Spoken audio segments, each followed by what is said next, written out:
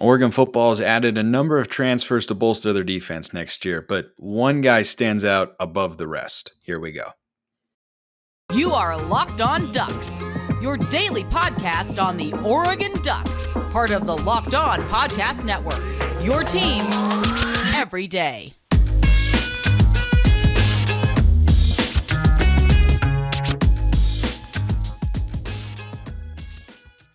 Yes, it is that time once again for Locked On Ducks. I'm your host, Spencer McLaughlin. Thank you so much for making this your first listen or your first view of the day. If you're watching on YouTube, part of the Locked On Podcast Network, your number one source to stay up to date with the Ducks. Like, comment, subscribe, please, and thank you wherever you listen to or watch this show, which today is brought to you by FanDuel Sportsbook, official sportsbook of Locked On.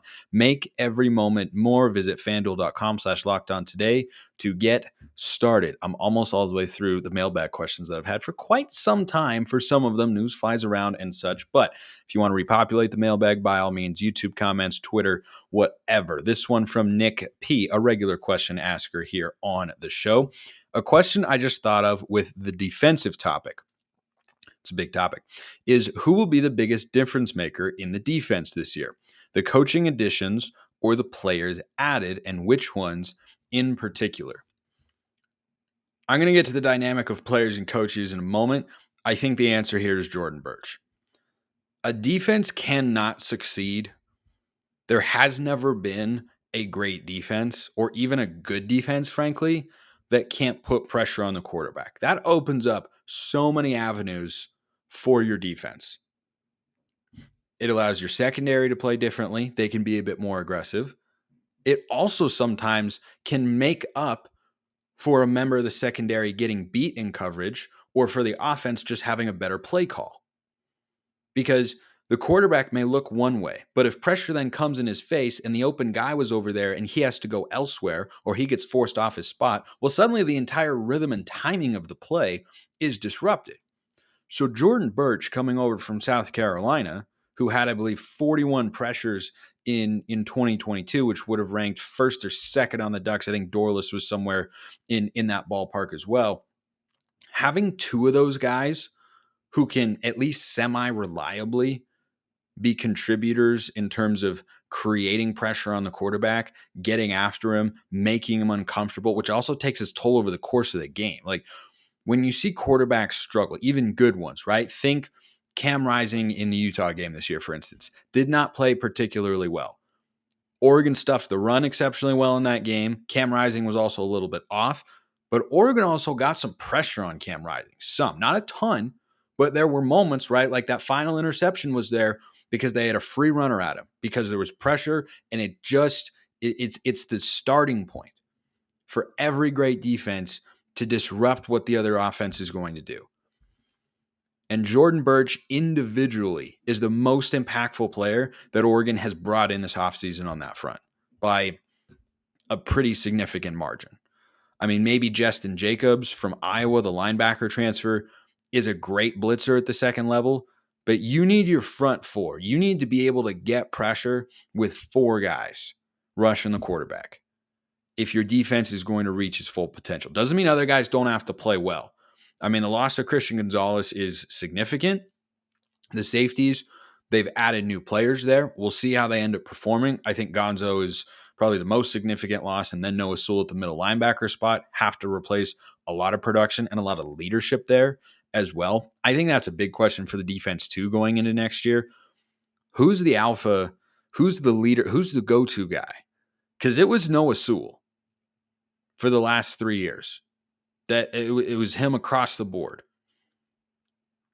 If I asked you right now, and that particular person, by the way, because there's signal calling involved with what I'm talking about, it's oftentimes a linebacker, usually nowadays a member of the secondary. So like Verone McKinley fit the bill for that, or Javon Holland fit the bill for that in past years. If I told you right now who is that for Oregon next year, I don't know the answer to that question. But what I do know is that Jordan Burch has to be Oregon's best or second best pass rusher.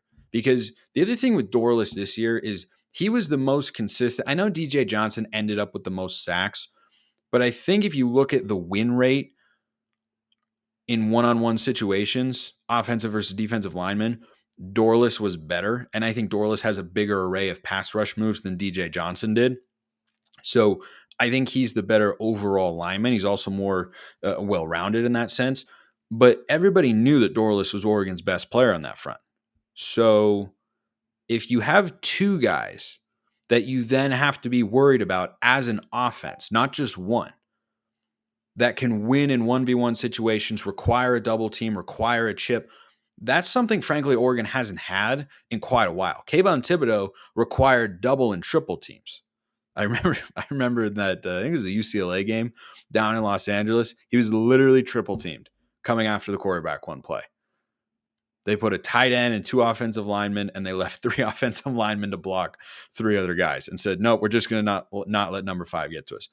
The last time Oregon had two pass rushers that you had to worry about, that's an impromptu question that I just asked myself, and I don't think of an immediate answer. Maybe like Jalen Jelks and Justin Hollins with those teams, like 2018?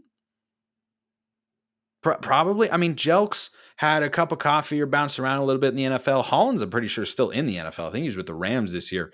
So my point there is the idea of having two guys who could realistically and consistently on any play win if they're one-on-one with a lineman to get pressure on the quarterback, that's huge. That's absolutely huge. Now, the other part of your question here, Nick, is a really, really valid one, I think.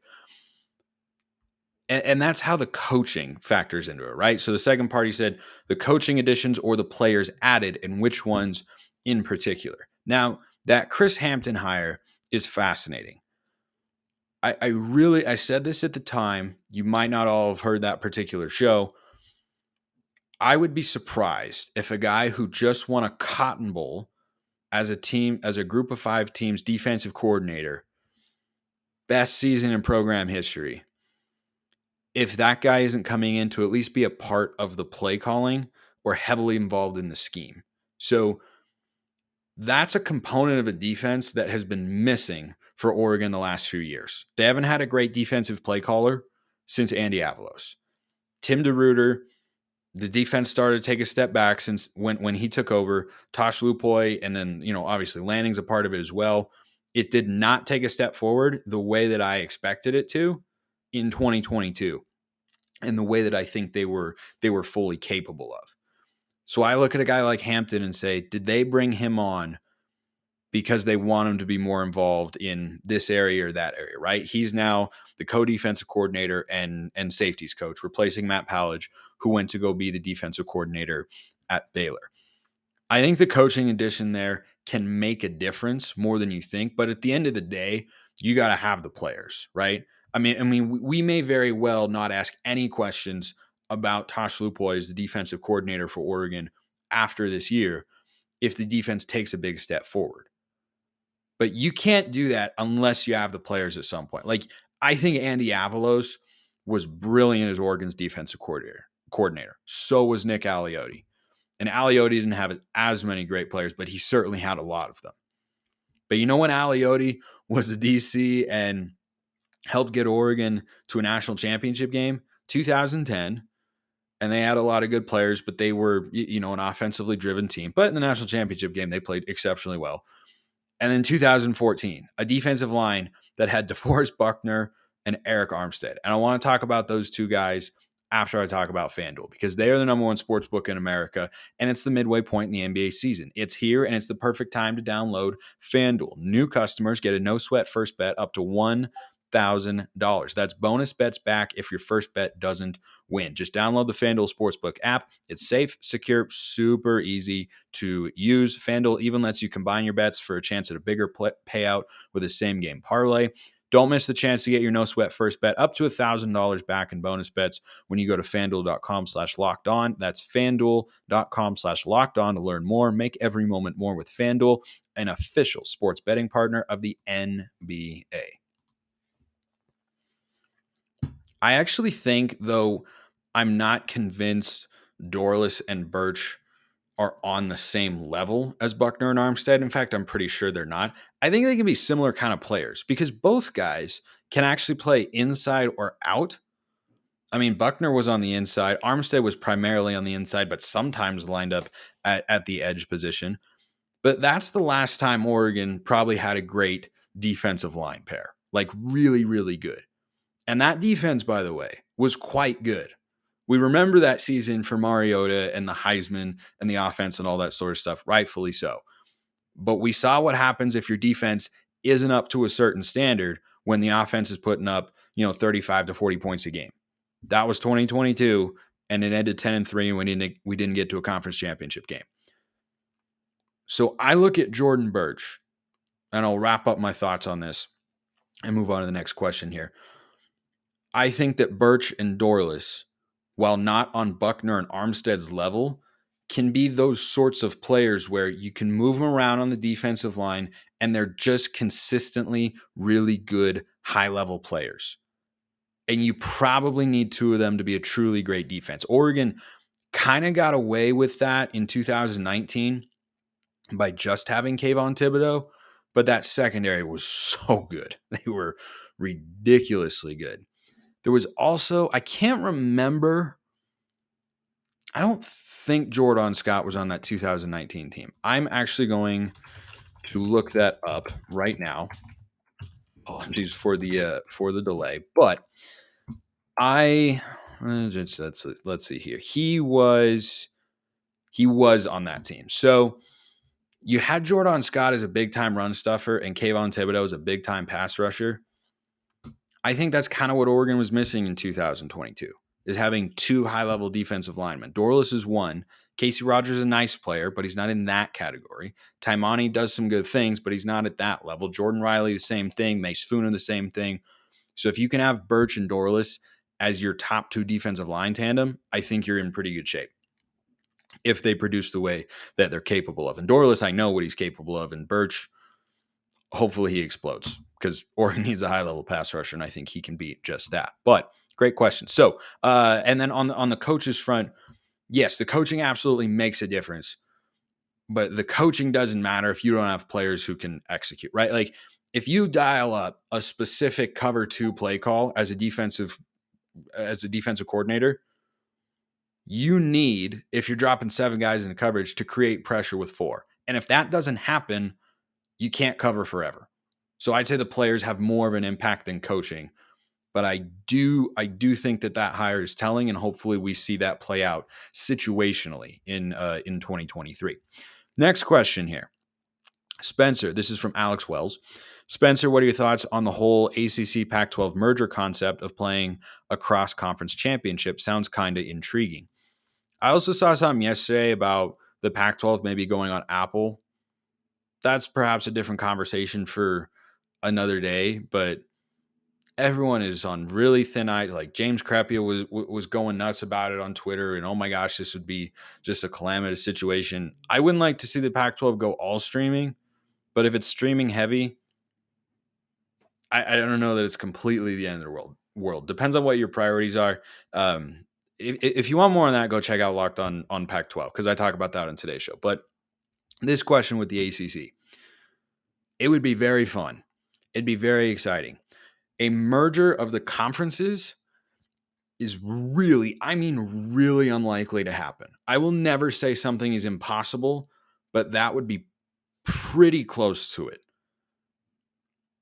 The travel that would be involved would be outrageous. And I don't think the Pac-12 presidents are in a place right now where they are looking to do a full merger with a conference. So while it would be fun, I don't think it's realistic to have a Pac-12 ACC merger, form this big super mega coastal conference and whatnot. Don't think that's coming. Here's what could happen though. And this is realistic, and I would be down for if we could just get the stupid college football scheduling concept fixed, is my biggest gripe with the sport.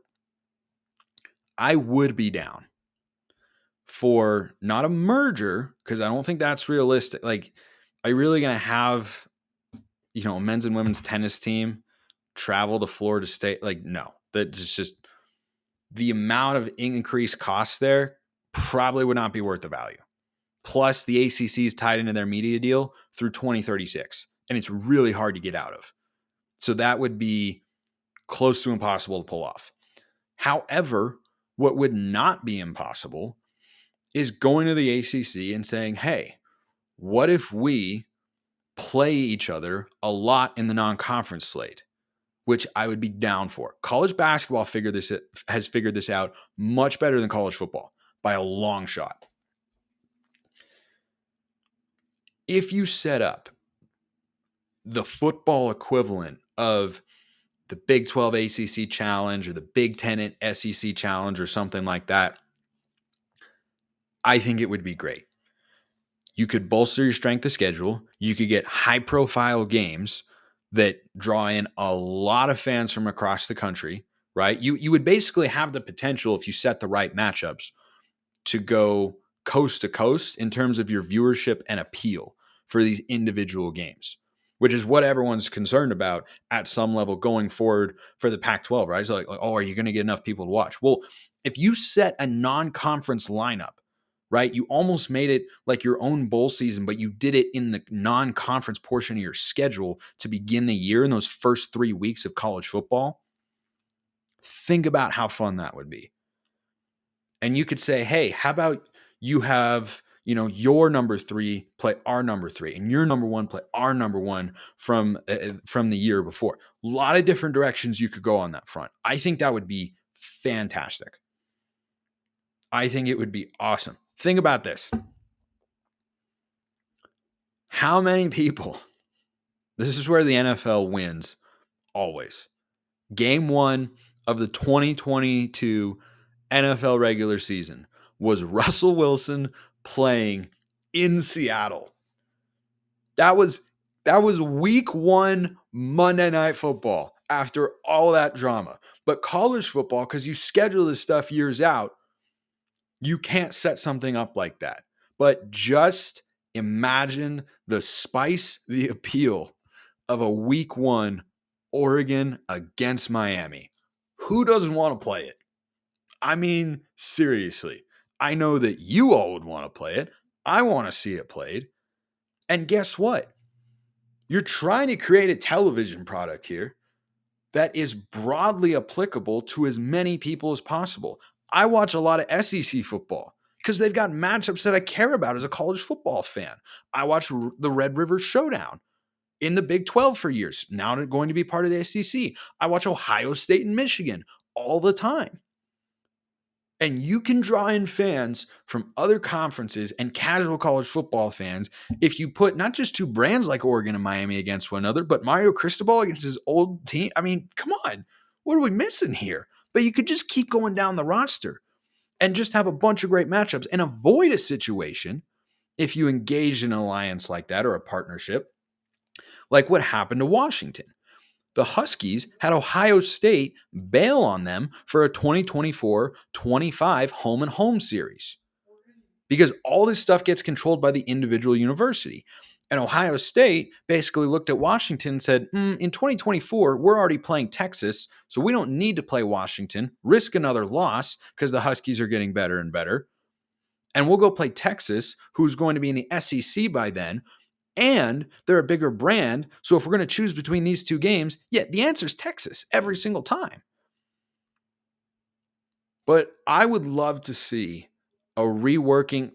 If you've been listening to me for a while or watching, first of all, thank you so much. Seriously. But second of all, I'm about the smoke. Some people would look back and say, oh, we shouldn't have played Georgia. Of course we should play Georgia. Why not? You want to get to the upper echelon of college football? You don't do it being scared. Go play somebody. Schedule a good game. Go beat them. I mean, Georgia was a low point, but in the last 5 years, that win at Ohio State is one of the biggest moments for Oregon football, 100%. Like you're talking last 5 years, winning the Pac-12 championship, winning the Rose Bowl.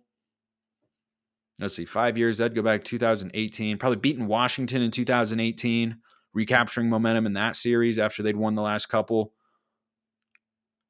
Yeah, and then probably Ohio State is in there. You could even argue Ohio State's above Washington, and that's a more regional appeal. So I love the thought. of getting together with the ACC and saying, hey, Why don't we schedule? It doesn't have to be, 1 through 12 or 1 through 14. It could just be like 4 games. Ensure that through the first, 3 or 4 or 5, ensure that through the first 3 weeks of college football, in which you can have some dud games because you have bye games going on across the country, which do need to, never go away in college sports. I will never advocate for that. Ensure that you've got 1 to 2 matchups a week of a Pac-12 and an ACC school. Opportunity for the conference to increase its pedigree by beating another Power 5 conference in the preseason slate. I think you could have a lot of fun matchups. Oregon and Florida State would be really fun. Oregon and Miami, of course. Just go up and down the list. I think it'd be great. Heck, think about this. From a Pac-12 perspective, imagine scheduling Colorado with Dion and Florida State. Who's not watching that game? I'm watching. You're watching.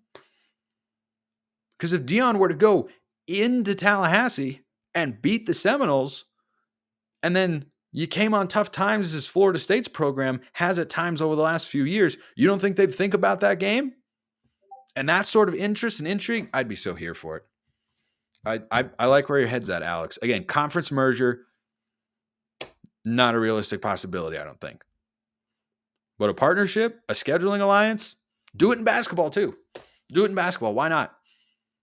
Have North Carolina come play Oregon, or have, UCLA, not UCLA anymore, I suppose, but have Arizona go play Duke. I'm down. I'm about that smoke all the time. Okay. Speaking of basketball, this is puzzling. This is really puzzling. So Oregon basketball is in what you would call a dark place. The women have lost 7 games in a row. I've never seen that from them. It's beyond bizarre. They've had leads going into the fourth quarter on several occasions, and they just can't finish games. And the men just can't score enough points. That's what it really consistently comes down to. They are not a great shooting team. They do not score enough points. They do not hit enough threes. And I said that about them early in the year. That has come true. When they hit threes, they'll win. And when they don't, they will lose. And that trend has followed suit. Anyway, somehow, after 2 losses, again, don't ask me to explain this. I'm just telling you, because it would probably surprise you to know that Oregon men's basketball is in the next 4 out with 3 games to go after back-to-back road losses to teams that are sub 500 in conference play. Don't ask me to explain it. I don't know. Here's what I do know. Somehow, some way, that means they don't have to win the conference tournament to get into the big dance, where then anything could happen, quite literally. You just got to get there. You never know. UCLA was an 11 seed. They were a play-in team. They were like team number 67 or something. They had to play to be an 11 seed, went to the Final Four. You never know. If Oregon can win their next 3 games, which are against teams that are even worse than Washington State, so hopefully they can, and 2 of the 3 are at home, I don't think they'd have to win the conference tournament at that point. They'd have to win a couple games, but if they got to the conference tournament championship game and they beat, I'd have to take a look at the bracket, which I haven't right now because we don't have a bracket, of course, of what it could potentially be. But let's say they could add, let's say they win their last 3 games, not a given. We've seen what they've done this year. Let's say they win their last 3 games, and then in the tournament, they beat, say, USC and Utah, or Colorado and, UCLA or Arizona or somebody. Get to the conference tournament title game and lose. That could be enough. If they are next 4 out, that means they're within striking distance. So I guess it's not conference tournament or bust. The women have lost 7 straight. They're 14-13. The men are 15-13. Are among the first 4 out. The women are 24th in the net rankings. I don't ask me to explain that one either. ESPN is even baffled by it. If you go to women's bracketology, they talk about Oregon right off the top and basically say, yeah, we have no idea what's happening here or why they are that high in the net rankings. But they could still get in, and they wouldn't even have to make as much noise as the men would have to in the conference tournament in Las Vegas. The ESPN women's bracketology said, quote, a split or worse, and they won't have their name called on Selection Sunday. So that means if they go 3-1 or 4-0 and start winning games again, I don't know. Crazy times, but March Madness right around the corner, and or hang on by a thread, but I guess that thread hasn't been cut. I thought it had been. I thought it was conference tournament or bust for both after their struggles for the last couple weeks. Apparently, it's not the case. That's the optimism we end with today. Appreciate everyone listening. Have a wonderful rest of your day, and go Ducks.